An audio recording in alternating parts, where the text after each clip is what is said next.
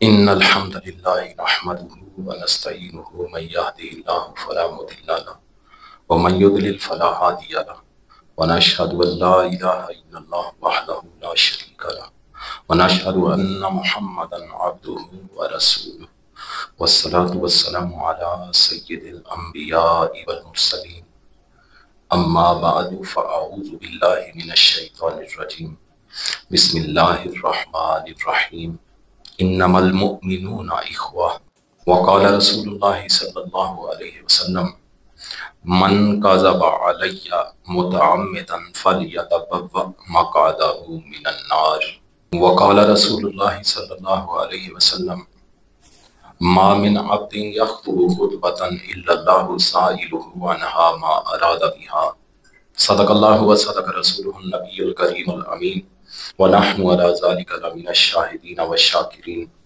والحمد لله رب العالمين إن الله وملائكته يصلون على النبي يا أيها الذين آمنوا صلوا عليه وسلموا تسليما اللهم صل على محمد وعلى آل محمد كما صليت على إبراهيم وعلى آل إبراهيم إنك حميد مجيد اللهم بارك على محمد وعلى آل محمد كما باركت على إبراهيم وعلى آل إبراهيم إنك حميد مجيد الصلاة والسلام عليك يا سيدي يا رسول الله وعلى آلك وأصحابك يا سيدي يا حبيب الله مولاي صل وسلم دائما أبدا على حبيبك خير الخلق كلهم يا صاحب الجمال ويا سيد البشر من وجهك المنير لقد نبر القمر لا يمكن الثناء كما كان حقه بعد از خدا بزرگ دوئی قصہ مختصر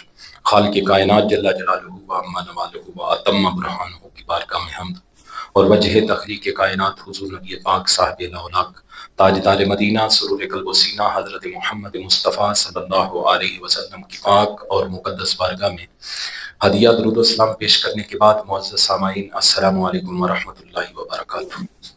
آج کی ہماری گفتگو کا عنوان ہے کہ اسلام میں اخوت و بھائی چارے کی تاکید، یعنی اسلام اخوت و بھائی چارے کی کتنی تلقین کرتا ہے، تاکید کرتا ہے، کیا حکم دیتا ہے، کتنا زور دیتا ہے اس پر، اس حوالے سے آج ہماری گفتگو ہوگی۔ اخوت عربی زبان کا لفظ ہے جو اخن سے بنا ہے، اس کے معنی ہے بھائی چارہ، یگانگت، برادری، اور اسلام میں تمام مسلمان بھائی بھائی ہیں، چاہے وہ کہیں بھی رہتے ہوں اور ان کا کسی بھی رنگ و نسل اور وطن سے تعلق ہو۔ جو کلمہ طیبہ پڑھ کر اسلام میں داخل ہو گیا وہ بحیثیت مسلمان ہمارا دینی بھائی ہے۔ اللہ تعالیٰ نے اپنے محبوب کریم صلی اللہ علیہ وسلم کے ذریعے مسلمانوں کے درمیان ایک پائیدار اور مستحکم رشتہ قائم فرمایا ہے۔ اس رشتے کی عظمت و فضیلت اور افادیت و اہمیت کے حوالے سے قرآن مجید کی کئی آیات مقدسہ اور سید عالم نبی آخر الزمان صلی اللہ علیہ وسلم کی بے شمار احادیث مبارکہ موجود ہیں۔ جیسا کہ میں نے خطبہ میں سورہ حجرات کی آیت نمبر 10 کا ابتدائی حصہ تلاوت کیا، انما المؤمنون اخوہ، کہ مسلمان بھائی ہیں۔ اگر معاشرے سے اخوت اور بھائی چارہ ختم ہو جائے تو معاشرہ بد امنی کا شکار ہو جاتا ہے، انسانی قدریں پامال ہو کر رہ جاتی ہیں، معاشرہ جنگل کا منظر پیش کرنے لگ جاتا ہے۔ عزیزان من، اخوت اور بھائی چارے کی بنیاد محبت پر قائم کی گئی ہے۔ احادیث میں فرمایا گیا ہے کہ تم اس وقت تک مومن نہیں ہو سکتے جب تک تم ایک دوسرے سے محبت نہ کرو، یعنی تم اس وقت تک کامل مومن نہیں ہو سکتے، تمہارا ایمان مکمل نہیں ہو سکتا جب تک تم آپس میں ایک دوسرے سے محبت نہ کرو۔ کامل مومن اپنے مسلمان بھائیوں سے محبت کرنے والا ہوتا ہے، کیونکہ اسلام نے مسلمانوں کو الفت و محبت کا درس دیا ہے۔ اخوت و بھائی چارے کے لیے بنیادی عنصر محبت ہے۔ اخوت اور بھائی چارے کے لیے بنیادی عنصر کیا ہے؟ محبت۔ ایک دوسرے کے ساتھ اللہ تعالیٰ کی رضا کے لیے محبت کرنا۔ اللہ اکبر۔ مسلم شریف میں کتاب الایمان حدیث نمبر 54 سید عالم صلی اللہ علیہ وسلم نے ارشاد فرمایا، لا تدخلون الجنت حتی تؤمنوا، تم جنت میں نہیں جاؤ گے جب تک ایمان نہ لے آؤ، ولا تؤمنوا حتی تحابوا، اور تم مومن نہیں بنو گے جب تک آپس میں محبت نہ کرو گے۔ آگے حضور کریم صلی اللہ علیہ وسلم نے خود ہی فرمایا، اولا ادلکم علی شیء اذا فعلتموہ تحاببتم، کیا میں تمہیں وہ چیز نہ بتاؤں کہ جب تم وہ کرو تو آپس میں محبت پیدا ہو؟ فرمایا افشوا السلام بینکم، سلام کو آپس میں پھیلاؤ۔ یعنی اگر آپس میں محبت پیدا کرنا چاہتے ہو تو نسخہ یہ ہے کہ آپس میں ایک دوسرے کے ساتھ سلام لیا کرو، سلام کو پھیلاؤ۔ آج کی اس گفتگو میں سید عالم صلی اللہ علیہ وسلم کا ایک فرمان جو کہ بخاری شریف اور مسلم شریف کے علاوہ چند الفاظ کے فرق کے ساتھ دیگر کتب احادیث کے اندر بھی موجود ہے، اس حدیث مبارکہ کو بنیاد بنا کر محبت کے علاوہ چند ایسی چیزیں زیر بحث لائیں گے کہ اگر ہم ان چیزوں کے قریب نہ جائیں اور ان سے بچے رہیں تو معاشرے میں اخوت و بھائی چارہ پیدا ہوگا، دل جڑیں گے، باہم تعلقات مضبوط ہوں گے۔ اگر ہم یہ کام کریں گے، جو بھی میں بیان کرنے لگا ہوں حدیث مبارکہ سے، اگر ہم یہ کام کریں گے تو معاشرے میں بے چینی اور بے سکونی پیدا ہوگی، دل آپس میں جڑنے کی بجائے ٹوٹیں گے اور اس کے برے اثرات معاشرے پر مرتب ہوں گے۔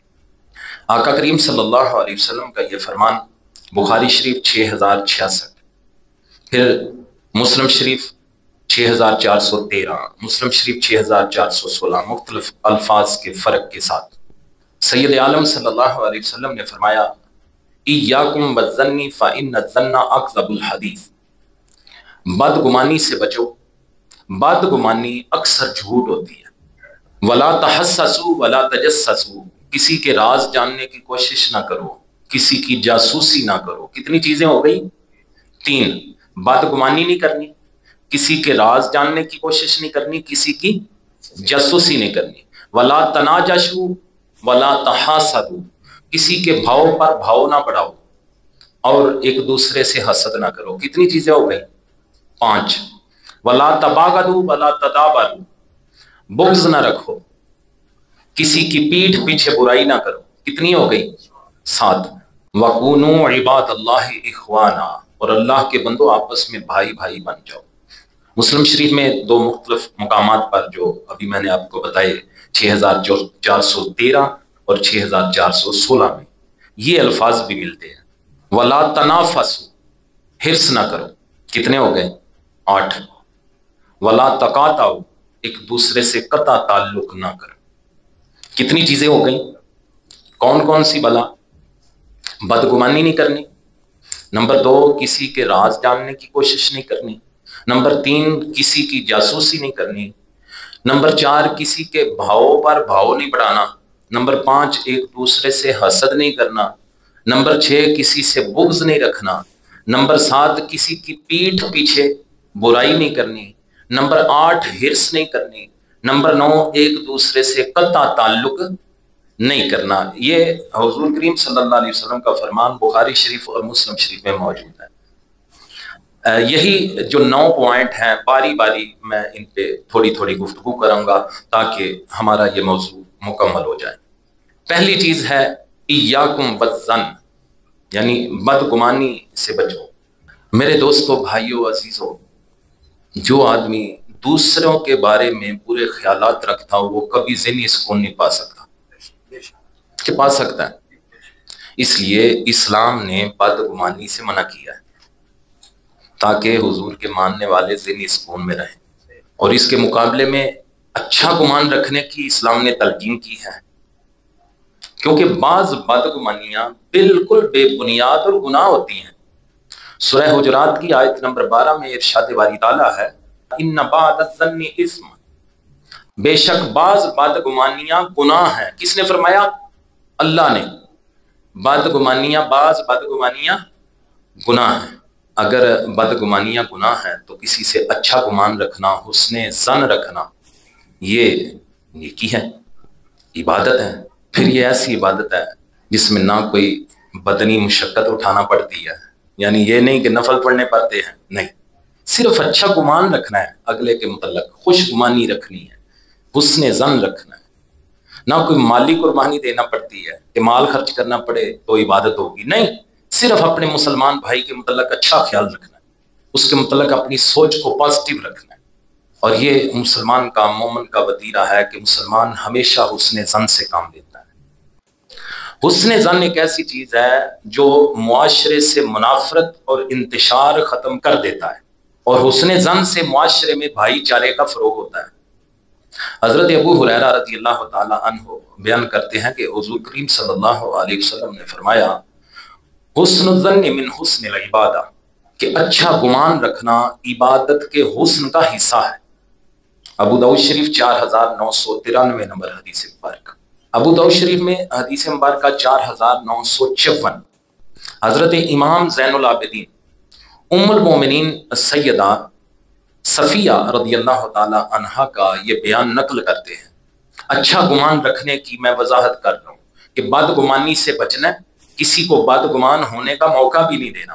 اب سنیے حضور کریم صلی اللہ علیہ وسلم کی اپنی ذاتی زندگی کی ایک مثال۔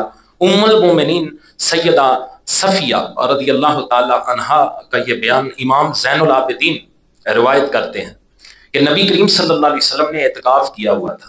حضرت ام المومنین فرماتی ہیں کہ میں حضور کریم صلی اللہ علیہ وسلم سے ملاقات کے لیے رات کو حاضر ہوئی، میں آپ کے ساتھ بات چیت کرتی رہی، پھر میں جانے کے لیے اٹھی تو آقا کریم صلی اللہ علیہ وسلم مجھے رخصت کرنے کے لیے کھڑے ہو گئے۔ اب راوی کہتے ہیں کہ سیدہ صفیہ رضی اللہ تعالی عنہا کی رہائش حضرت اسامہ بن زید رضی اللہ تعالیٰ عنہ کے احاطے میں تھی۔ جب حضور کریم صلی اللہ علیہ وسلم مسجد کے دروازے کے پاس پہنچے تو وہاں سے انصار کے 2 افراد گزر رہے تھے۔ جب انہوں نے حضور کریم صلی اللہ علیہ وسلم کو دیکھا اور آپ کریم صلی اللہ علیہ وسلم کے ساتھ ایک خاتون کو دیکھا تو وہ دیکھ کے فوراً تیزی سے چلنے لگے۔ جب وہ تیزی سے گزرنے لگے تو آقا کریم صلی اللہ علیہ وسلم نے فرمایا، ٹھہر جاؤ، یہ صفیہ ہے، یعنی حضور نے بتایا کہ یہ میری بیوی ہے، کوئی اور خاتون نہیں۔ جب انہوں نے حضور کریم صلی اللہ علیہ وسلم کی زبان اقدس سے یہ وضاحت سنی تو دونوں نے عرض کی، سبحان اللہ یا رسول اللہ صلی اللہ علیہ وسلم، حضور بلا ہم ایسا سوچ سکتے ہیں؟ ان غلاموں نے کہا، حضور ہم ایسا سوچ سکتے ہیں؟ آپ وضاحت دے رہے ہیں، ہمیں بتا رہے ہیں کہ یہ میری بیوی ہے۔ تو اس وقت حضور کریم صلی اللہ علیہ وسلم نے فرمایا، ان الشیطان یجری من الانسان مجری الدم، بے شک شیطان انسان کی رگوں میں خون کی طرح گردش کرتا ہے۔ فخشیت ان یقذف فی قلوبکما شیئا او قال شطرا، حضور کریم صلی اللہ علیہ وسلم نے فرمایا مجھے یہ اندیشہ ہوا کہ کہیں وہ یعنی شیطان تمہارے دل میں کوئی چیز نہ ڈال دے، یا فرمایا کوئی خرابی نہ ڈال دے۔ اب دیکھیں، بدگمانی سے بچانا بھی اگلے بندے کو حضور کریم صلی اللہ علیہ وسلم نے ہمیں سکھایا ہے کہ کوئی ایسا معاملہ جس سے اگلا بندہ بدگمانی کا شکار ہو سکتا ہے، اس سے آپ نے واضح کر دینا ہے کہ بھائی معاملہ ایسا نہیں جو تمہیں نظر آ رہا ہے، آؤ آ کے چیک کر لو۔ اللہ اکبر، ایک چیز کی سمجھ آ گئی، اگر بدگمانی آپس میں پیدا نہ ہو، بدگمانی سے بچا جائے تو بتائیے معاشرے میں بھائی چارہ قائم ہو سکتا ہے کہ نہیں؟ آپس میں محبت بڑھتی ہے کہ کم ہوتی ہے؟ لہٰذا ہم نے بدگمانی سے بچنا ہے۔ دوسری چیز، ولا تحسسوا، کسی کے راز جاننے کی کوشش نہ کرو۔ کسی کے راز تلاش کرنا بہت بری بات ہے۔ بعض لوگوں کو یہ عادت ہوتی ہے کہ دوسروں کے راز تلاش کرتے رہتے ہیں، اور نتیجہ یہ نکلتا ہے کہ وہ اپنے عیبوں سے بے خبر ہو جاتے ہیں، لوگوں کے ڈھونڈتے رہتے ہیں، اپنے عیبوں کی طرف ان کا دھیان ہی نہیں جاتا، پھر وہ اپنی اصلاح نہیں کر پاتے۔ امام بہقی نے شعب الایمان میں حدیث مبارکہ نمبر 6314 درج فرمائی ہے، جس میں آقا کریم صلی اللہ علیہ وسلم نے فرمایا، ينظر احدكم الى القذاة في عين اخيه وينسى في عينه، حضور کریم صلی اللہ علیہ وسلم نے فرمایا کہ تم میں کوئی شخص اپنے بھائی کی آنکھ کا تنکا دیکھتا ہے لیکن اپنی آنکھ کا بھول جاتا ہے۔ یہاں وضاحت کے لیے علماء نے لکھا ہے، تم میں کوئی شخص اپنے بھائی کی آنکھ کا تنکا دیکھتا ہے لیکن اپنی آنکھ کا شہتیر بھول جاتا ہے۔ لوگوں کے عیب تلاش کرتے کرتے کرتے کرتے جو اپنے عیب ہوتے ہیں اس پہ دھیان ہی نہیں جاتا۔ کسی کے عیب تلاش کرنا بہت بڑا گناہ ہے۔ اس کے برعکس کسی کے عیب چھپانا بڑے اجر و ثواب کا کام ہے. قیامت والے دن اس پہ بہت بڑا انعام ملے گا. کس پہ بھلا بتائیں مجھے؟ کسی کے عیب چھپانے پہ قیامت والے دن بہت بڑا اجر و ثواب ملے گا. سنیے مسلم شریف 6454 نمبر حدیث مبارکہ. سید عالم صلی اللہ علیہ وسلم نے فرمایا من ستر مسلمن سترہ اللہ یوم القیامہ، جو کسی مسلمان کی پردہ پوشی کرے گا اللہ تعالیٰ قیامت والے دن اس کے عیبوں کا پردہ رکھے گا. عزیزو، کسی کے راز جاننے کی کوشش نہیں کرنی. راز جانیں گے تو معاشرے میں خرابی پیدا ہوگی، محبت کی بجائے نفرت پیدا ہوگی. جب نفرت پیدا ہوگی تو بھائی چارہ ختم ہو جائے گا. بھائی چارہ قائم کرنے کے لیے کسی کا عیب نظر بھی آئے تو اسے چھپانا ہے. پھر وہ تمہارا عیب کسی کا چھپانا فضول نہیں ہوگا، بلکہ آج دنیا میں کسی کا عیب چھپاؤ گے تو قیامت والے دن اللہ تعالیٰ تمہارے عیب چھپائے گا. تیسری چیز ہے ولا تجسسوا، کسی کی جاسوسی نہ کرو. بعض لوگوں کی عادت ہوتی ہے کہ وہ دوسروں کی ہر حالت پر نظر رکھتے ہیں. یہ میں اپنے معاشرے کی بات کر رہا ہوں، اپنے ماحول کی بات کر رہا ہوں. ہم میں سارے ایسے کرتے ہیں. ہماری ہم وقت دوسرے لوگوں کی حالت پر نظر رہتی ہے، چھپ کر باتیں سنتے ہیں، دوسروں کے ہر حال سے باخبر رہنے کی کوشش کرتے ہیں. کیا پکایا ہے، کیا کھایا ہے، کیا کمایا ہے، کتنا کمایا ہے، کہاں سے کمایا ہے، کہاں رکھا ہے. ہم کرتے ہیں، ایسا کرتے رہتے ہیں نا. سید عالم صلی اللہ علیہ وسلم کو معاشرتی زندگی میں جاسوسی سے کتنی نفرت تھی، اس کا اندازہ آپ مسلم شریف کی کتاب الآداب کے باب نمبر 9 میں حدیث مبارکہ نمبر 2158 سے آپ لگائیں. آقا کریم صلی اللہ علیہ وسلم نے فرمایا من اطلع فی بیت قوم لغیر اذنہم، جس نے کسی کے گھر میں اس کی اجازت کے بغیر تانک جھانک کی. خود نہ کرے، بچوں کو کہتے ہیں دیکھو ذرا چھت پہ جا کے کیا کر رہے ہیں. ہے نا ایسا؟ میرے حضور نے فرمایا من اطلع فی بیت قوم بغیر اذنہم، جس نے کسی کے گھر میں ان کی اجازت کے بغیر تانک جھانک کی فقد حل لہم ان یفقعوا عینہ، حضور نے فرمایا انہیں اجازت ہے کہ وہ اس کی آنکھ پھوڑ دے. کتنا برا کام ہے. حضور فرماتے ہیں جس کے گھر میں تانک جھانک اس کی اجازت کے بغیر کوئی کرے، اسے اجازت ہے کہ اس کی آنکھ پھوڑ دے. پھر قرآن مجید اور احادیث مبارکہ میں جس تجسس اور جاسوسی سے منع کیا گیا ہے اس سے مراد یہ ہے کہ کسی شخص کے نجی اور شخصی معاملات کی ٹو میں نہیں رہنا چاہیے کہ وہ کیا کرتا ہے، اس کے گھر میں کیا ہو رہا ہے، وہ بچیوں کے رشتے کہاں کر رہا ہے، یہ اتنا مال انہوں نے کمایا کہاں پہ رکھا ہوگا. ان سے بچنا ہے. اگر کسی شخص کے متعلق یہ شبہ ہو کہ اس کی در پردہ سرگرمیاں، یہ بڑی سمجھنے والی بات ہے. یہ جو جاسوسی کا اسپیشلی جو لفظ ہے تو یہ کلیریفیکیشن بڑی ضروری ہے کہ اگر کسی شخص کے متعلق یہ شبہ ہو کہ اس کی در پردہ سرگرمیاں دوسرے بے گناہ افراد کے جان و مال اور عزت و آبرو کے لیے خطرہ ہیں، یا اس کی کارروائیاں ملکی سلامتی اور امن عامہ کے منافی، تو اب یہ ایک فرد کا معاملہ نہیں رہا، یہ پوری قوم کا معاملہ بن گیا. تو جب پوری قوم کا معاملہ بن جائے تو بندہ اس قسم کی صورتحال کی اصلاح خود انفرادی طور پر نہیں کر سکتا. اس لیے پھر اسے حکومت کے علم میں لانا ضروری ہوتا ہے.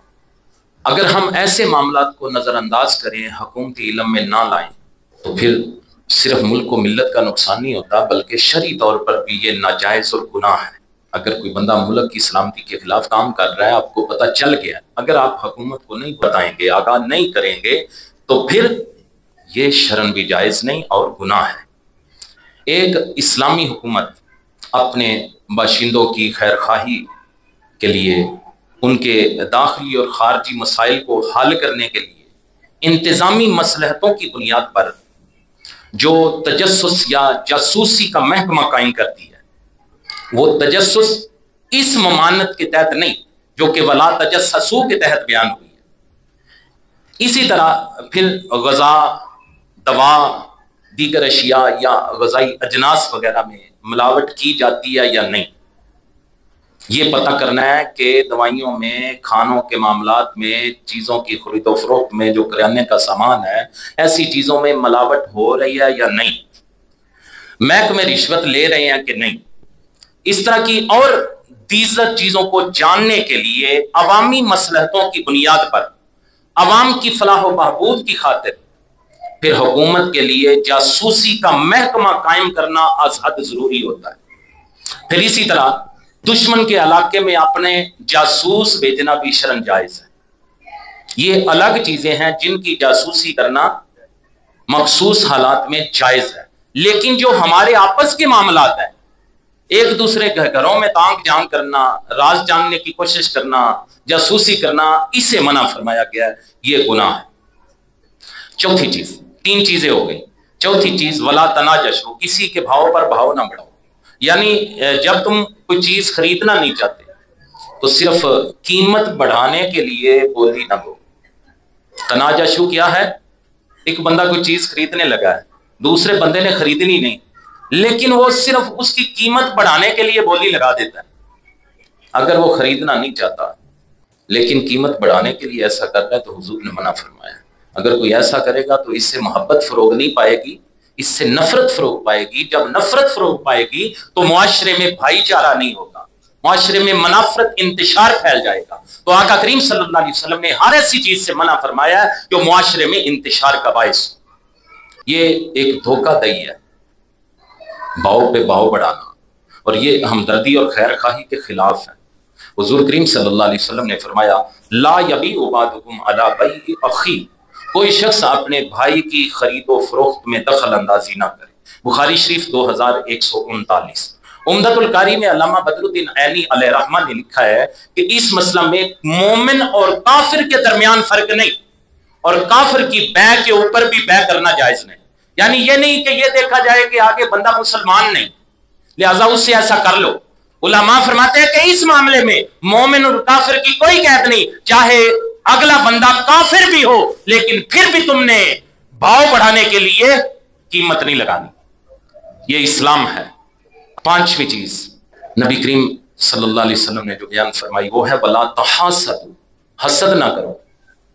کسی کے پاس نعمتیں دیکھ کر یا کسی کا فضل و کمال دیکھ کر، اس کی عزت دیکھ کر جلنا اور اڑنا اور یہ چاہنا کہ اس سے یہ نعمت زائل ہو جائے یا چھن جائے، حسد کہلاتا ہے۔ حسد کیا ہوتا ہے؟ کسی کی عزت دیکھ کر دل میں جلن محسوس کرنا، کڑنا، یہ چاہنا کہ اس کی یہ عزت ختم ہو جائے۔ یہ کیا ہے؟ بتائیں یار، مجھے یہ بتائیں کہ آپ میری بات سن رہے ہیں کہ نہیں؟ بعض اوقات مجھے یہ وہم ہو جاتا ہے کہ پتہ نہیں آپ میری بات بھی سن رہے ہیں کہ نہیں۔ میرا مقصد کوئی آپ کا امتحان لینا نہیں، نہ ہی یہ کوئی کلاس روم ہے، صرف یہ بات میں چاہتا ہوں کبھی کبھی آپ سے یہ پوچھ لیتا ہوں کہ آپ کو سمجھ آ رہی ہے کہ نہیں۔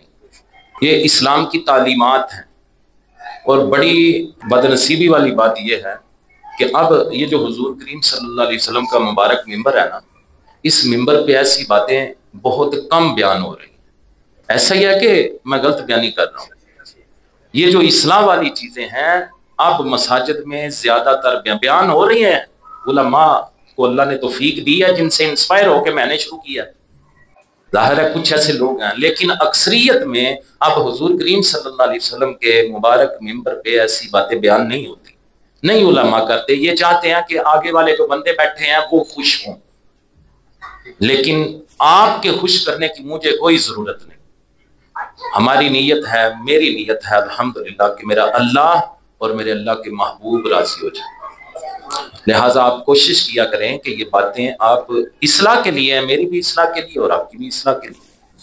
یہ حسد جو ہے یہ ایک اخلاقی مرض ہے، ایسا مرض ہے کہ اس سے انسان کی ذہنی اور جسمانی صلاحیتیں مفلوج ہو جاتی ہیں، نیک اعمال تباہ و برباد ہو جاتے ہیں۔ ابن ماجہ شریف میں حدیث مبارکہ نمبر 4210 سید عالم صلی اللہ علیہ وسلم نے فرمایا حسد کیا کرتا ہے بھلا؟ حسد انسان کے اعمال کا کیا حشر کرتا ہے۔ ان الحسد یاکل الحسنات کما تاکل النار الحطب، حضور نے فرمایا حسد نیکیوں کو ایسے کھا جاتا ہے جس طرح آگ خشک لکڑیوں کو کھا جاتی ہے۔ یہ بھی ایک اخلاقی بیماری ہے جو کہ معاشرے میں اخوت اور بھائی چارے کو ختم کر کے رکھ دیتی ہے۔ حسد کی وجہ سے معاشرے میں نفرت انگیزی کو ہوا ملتی ہے، دشمنیاں پروان چڑھتی ہیں۔ اگر ہم حسد سے بچ جائیں تو معاشرہ بد امنی سے بچ کر اخوت اور بھائی چارے کا شاہکار بن سکتا ہے۔ اس لیے حضور کریم صلی اللہ علیہ وسلم نے حسد سے بچنے کی تلقین فرمائی۔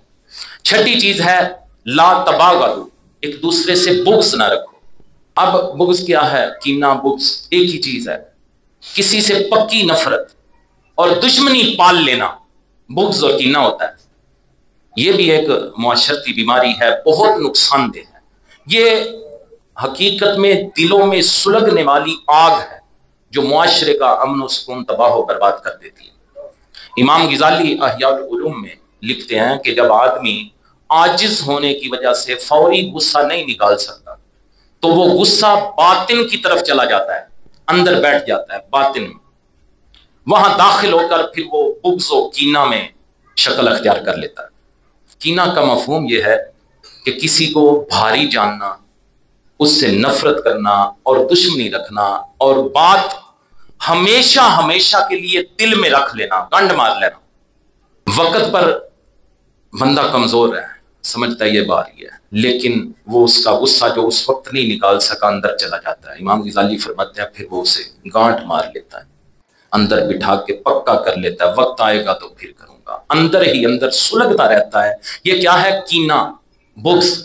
تفسیر صراط الجنان میں امام غزالی کا یہ فرمان لکھا ہوا ہے۔ صحیح مسلم شریف کی حدیث نمبر 6423، حضرت ابو ہریرہ رضی اللہ تعالیٰ عنہ روایت کرتے ہیں کہ حضور صلی اللہ علیہ وسلم نے فرمایا تورد الاعمال فی کل یوم خمیس و اثنین، ہر پیر اور جمعرات کو اعمال پیش کیے جاتے ہیں۔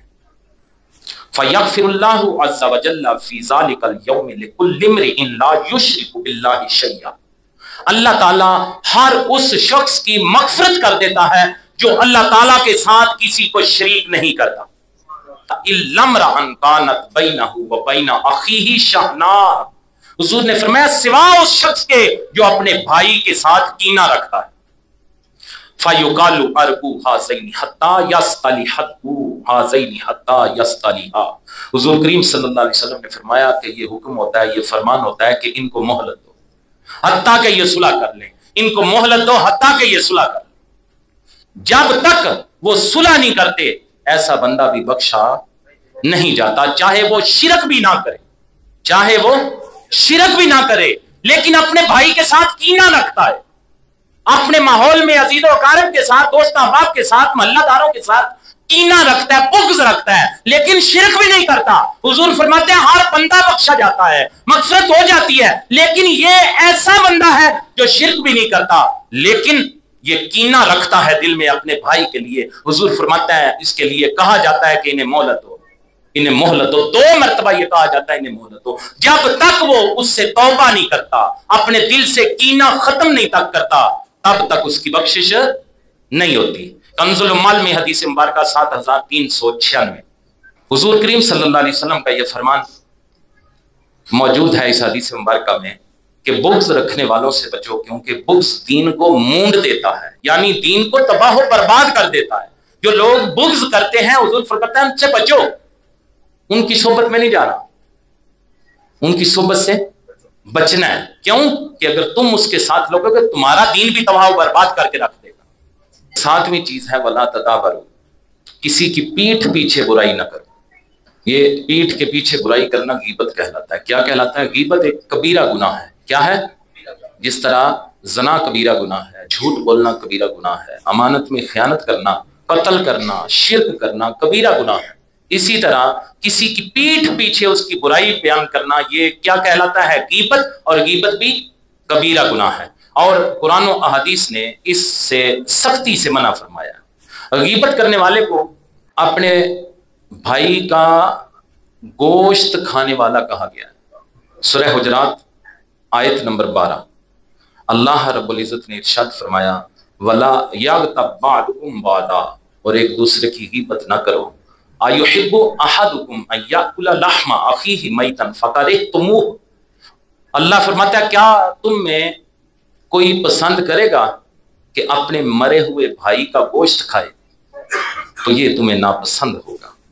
عزیزو، یقیناً کوئی بندہ بھی اپنے مرے بھائی کا گوشت کھانا پسند نہیں کرتا، تو پھر مسلمان بھائی کی غیبت بھی اسے دوبارہ نہیں کرنی چاہیے۔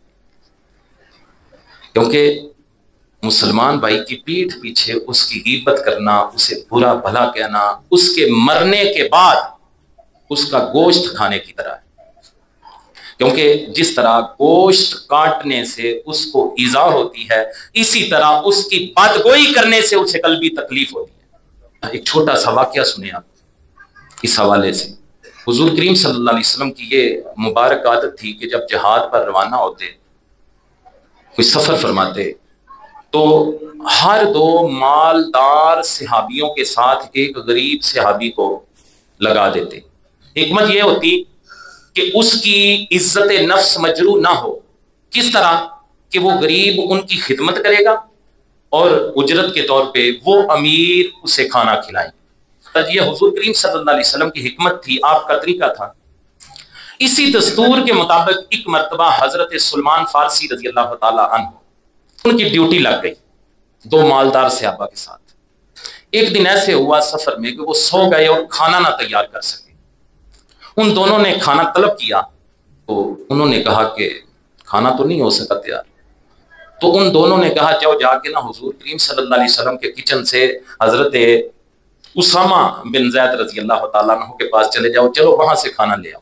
جب حضرت سلمان فارسی رضی اللہ تعالیٰ وہاں گئے تو کھانا وہاں بھی ختم ہو چکا تھا۔ تو حضرت اسامہ رضی اللہ تعالیٰ عنہ نے فرمایا کہ کھانا ختم ہو گیا، میرے پاس بھی نہیں ہے۔ جب وہ واپس آئے حضرت سلمان فارسی رضی اللہ تعالیٰ عنہ، تو ان دونوں رفیقوں نے ان کا وہ جواب سن کے کہ کھانا وہاں بھی ختم ہو گیا، انہوں نے جو الفاظ ادا کیے، انہوں نے کہا کہ اسامہ نے بخل کیا، کنجوسی کی، یعنی وہ سمجھ رہے تھے کہ کھانا موجود تھا لیکن انہوں نے دیا نہیں۔ یہ حضرت اسامہ بن زید رضی اللہ تعالیٰ عنہ کی پیٹھ کے پیچھے برائی بیان ہو گئی کہ انہوں نے بخل کیا۔ جب وہ دونوں حضور کی بارگاہ میں آئے تو آقا کریم صلی اللہ علیہ وسلم نے فرمایا میں تمہارے منہ میں گوشت کی رنگت دیکھتا ہوں۔ انہوں نے عرض کی حضور ہم نے گوشت کھایا ہی نہیں۔ تو آقا کریم صلی اللہ علیہ وسلم نے فرمایا تم نے غیبت کی ہے، جو مسلمان کی غیبت کرے اس نے مسلمان کا گوشت کھایا۔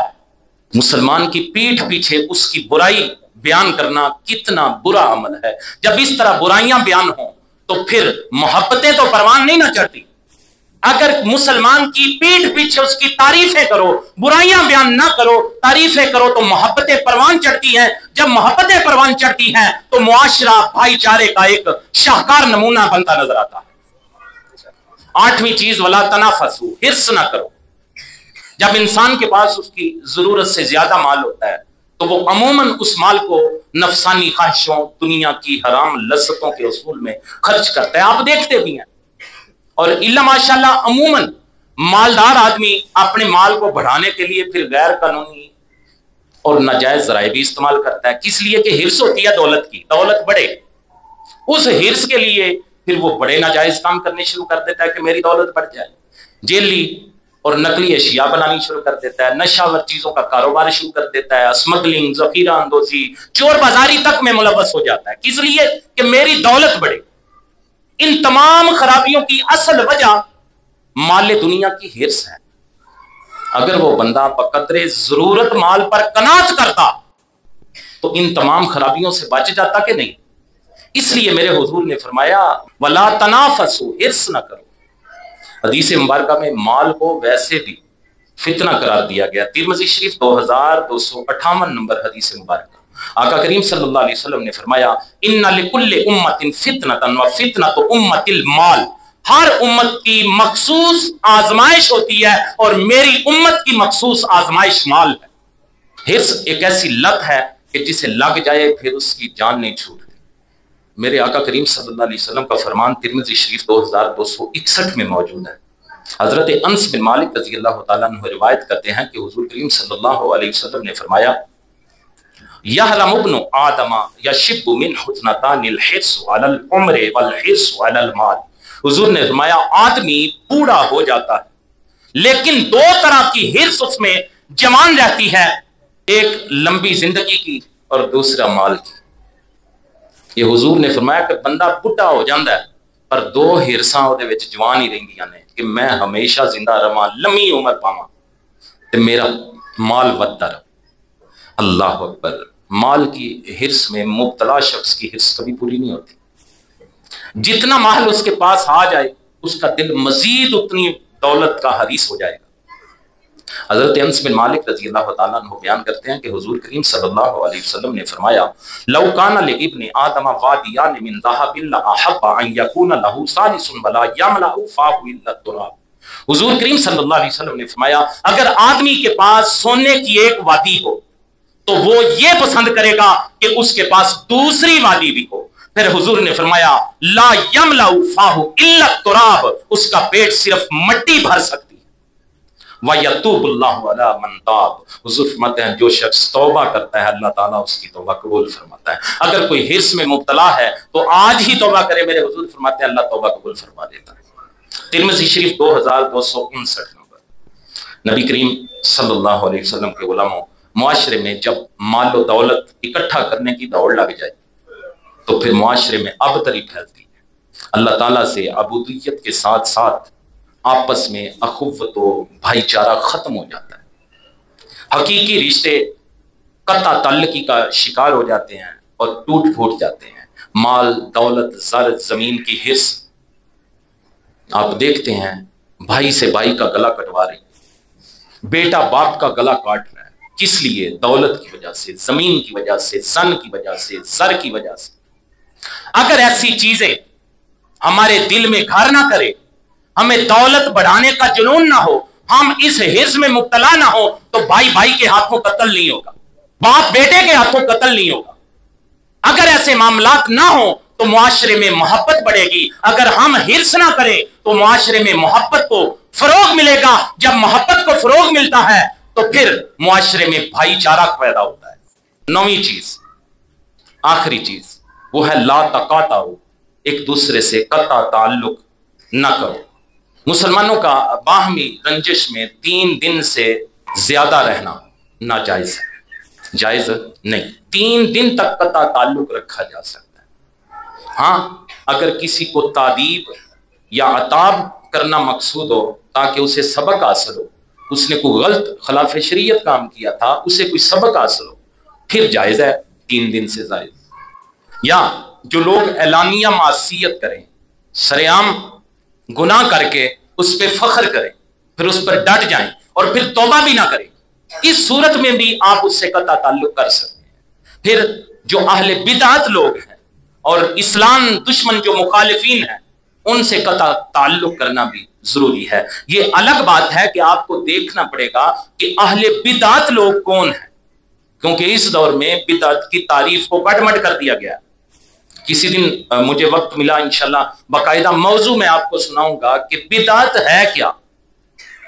اللہ اکبر۔ مسلم شریف میں حدیث مبارکہ ہے 6409۔ حضرت ابو ایوب انصاری رضی اللہ تعالیٰ عنہ بیان کرتے ہیں کہ حضور کریم صلی اللہ علیہ وسلم نے فرمایا لا یحل لمسلم ان یہجر اخاہ فوق 3 لیال۔ کسی مسلمان کے لیے یہ جائز نہیں ہے کہ وہ 3 دن سے زیادہ اپنے بھائی سے ترک تعلق رکھے۔ یلتقیان فیورد ھذا ویورد ھذا وخیرھم الذی یبدأ بالسلام، کہ دونوں باہم ملیں، یہ اس سے منہ موڑے وہ اس سے منہ موڑے۔ آقا کریم صلی اللہ علیہ وسلم فرماتے ہیں کہ مومن کے لیے، مسلمان کے لیے جائز نہیں کہ 3 دن سے زیادہ اپنے بھائی سے قطع تعلق رکھے۔ پھر صورتحال کیا ہوتی ہے؟ حضور بیان فرماتے ہیں یہ اس سے ملتا ہے، وہ اس سے ملتا ہے، وہ اور طرف دیکھ رہا ہوتا ہے، یہ اور طرف دیکھ رہا ہوتا ہے۔ اب ان دونوں میں بہتر کون ہے؟ آقا کریم صلی اللہ علیہ وسلم نے فرمایا وَخَيْرُهُمَ الَّذِي يَبْدَأُ بِالسَّلَامِ۔ آپ یہ دونوں جو ایک دوسرے کو سے منہ کترا رہے ہیں، قطع تعلق کر کے بیٹھے ہیں، حضور نے فرمایا ان سے بہتر وہ ہے جو سلام میں پہل کرتا ہے۔ یہ تو عام لوگوں کی بات ہے۔ اگر عام مسلمانوں کی بات اس لیول کی ہے تو جو اپنے سگے رشتہ داروں کے ساتھ قطع تعلق کرے، قطع رحمی کرے، ان کے متعلق آپ کیا سوچتے ہیں؟ اللہ اکبر۔ حضرت جبیر بن مطعم رضی اللہ تعالی عنہ بیان کرتے ہیں کہ سید عالم صلی اللہ علیہ وسلم نے فرمایا لا يدخل الجنت قاطع الرحم۔ حضور نے فرمایا قاطع رحم جنت میں داخل نہیں ہوگا۔ مسلم شریف 6398۔ قاطع رحم کون ہوتا ہے؟ آپ سمجھ گئے ہیں نا؟ قاطع رحم رحمی رشتوں کے ساتھ تعلق توڑنے والا، اپنے بھائیوں بہنوں کے ساتھ عزیز جو رحمی رشتے ہیں ان کے ساتھ تعلق توڑنے والا جو ہے وہ کیا ہے؟ قاطع رحم۔ تو اپنے اپنے گریبان میں ہمیں دیکھنا چاہیے کہ ہمارے کون سے اپنے ہیں خونی رشتہ دار، رحمی رشتہ دار جن کے ساتھ ہم قطع تعلق کر کے بیٹھے ہوئے۔ یہ کوئی میلاد کا جلوس نکال کے میلاد کی محفل کرا کے ہم کوئی پکے ٹھٹے جنتی نہیں ہو گئے کہ ہم اپنے بہن بھائیوں سے منہ چرا کے بیٹھے ہوں، سال سال گزر گیا ہم ان سے ملے نہیں، سلام تک نہیں لے، دشمن بنے ہوئے ہیں۔ مجھے پوری دیانتداری سے بتاؤ یار، کیا کوئی 11ویں کا ختم ہمیں اس معاملے میں فائدہ پہنچا سکتا ہے؟ کوئی بندہ بتا دے، کسی عالم سے پوچھ کے بتا دینا مجھے، کوئی میلاد کا ختم اس معاملے میں ہماری کوئی مدد کر سکے، کوئی میلاد کی محفل، کوئی محفل نعت، کوئی غلامی رسول میں موت بھی قبول کے نعرے، ایک بندہ جو اپنے رشتہ داروں کے ساتھ قطع تعلق کر کے بیٹھا ہے، حضور نے فرمایا قاطع رحم جنت میں نہیں جائے گا۔ جس محبوب کا تم میلاد منا رہے ہو یار، اس محبوب کی تعلیم یہ ہے، میلاد یہ ہے کہ اس کے آنے کا چاؤ بھی کرو، لیکن اس نے جو حکم دیے ہیں ان حکموں پہ عمل بھی کرو۔ میں یہ نہیں کہتا میلاد نہ مناؤ، 11ویں نہ دلاؤ، 10 مرتبہ مہینے میں 11ویں کا ختم دلا لو، اللہ اجر دے گا، لیکن یہ بتاؤ میرے حضور نے فرمایا کہ حسد نہ کرو، بغض نہ کرو، جاسوسی نہ کرو، کسی کی پیٹھ پیچھے اس کی برائی بیان نہ کرو، کسی کے راز جاننے کی کوشش نہ کرو۔ کتنی باتیں میں نے آپ کو بتائی۔ نبی کریم صلی اللہ علیہ وسلم کے غلاموں، ان ساری باتوں پہ ہم یہ نہ سمجھے کہ علماء جو اہل سنت و جماعت کے ہیں، اہل سنت جو ہیں وہ صرف میلاد کی طرف دھیان دیتے ہیں، ایسی ہرگز بات نہیں۔ آپ صرف اہل سنت کی تعلیمات کے قریب ہو کے دیکھیں، پوری دیانتداری کے ساتھ عرفان صاحب، کہ جتنے پیسے ہم نے میلاد پہ اس مرتبہ خرچ کیے، اس محفل پہ لنگر کے علاوہ، اس سے زیادہ پیسے سیلاب زدگان کے لیے ہمارے پاس موجود ہیں۔ آج میرا ایک دوست 30,000 روپیہ مجھے اور دے کے گیا، بھائی آپ نے کہا تھا کہ سیلاب زدگان کی مدد کرنی ہے۔ الحمدللہ ہم نے حضور کا میلاد کا بھی چاؤ کیا ہے اور اپنے مسلمان بھائیوں کی مدد کے لیے بھی کوشش کر رہے ہیں۔ انشاءاللہ تعالیٰ ابھی چند روز میں ہم انشاءاللہ وہ امانت، کوشش ہے کہ ادارت المصطفیٰ میں پیرزادہ محمد رضا صاحب مصطفی صاحب کے ہاتھ میں ہم دے کے آئیں۔ یہ ساری باتیں بیان کرنے کا مقصد یہ ہے کہ یہ ایک حدیث مبارکہ جس کی میں نے شرح کی ہے، میرے حضور کی تعلیمات کی وسعت دیکھیں کہ حضور کریم صلی اللہ علیہ وسلم کے جو جامع کلمات ہیں، حضور کے چند الفاظ ہیں، ان الفاظ کی تشریح میں مکمل نہیں کر سکا، متعدد درجن بر سے زائد حدیثیں ان الفاظ کی تشریح میں بیان کی ہیں، لیکن ان کا حق نہیں ادا ہو سکا۔ ایک حدیث میں حضور کریم صلی اللہ علیہ وسلم نے اس معاشرے کی فلاح و بہبود، اس کے امن کے لیے ایک ایسا چارٹر مہیا کر دیا ہے کہ اگر ہم اسے اپنا لے تو ہمارا یہ معاشرہ دنیا کا 1 نمبر امن کا علم بردار معاشرہ بن سکتا ہے۔ اللہ تعالی ہم سب پہ اپنا فضل فرمائے۔ سبحان ربک رب العزت عما یصفون وسلام علی المرسلین والحمد للہ رب العالمین۔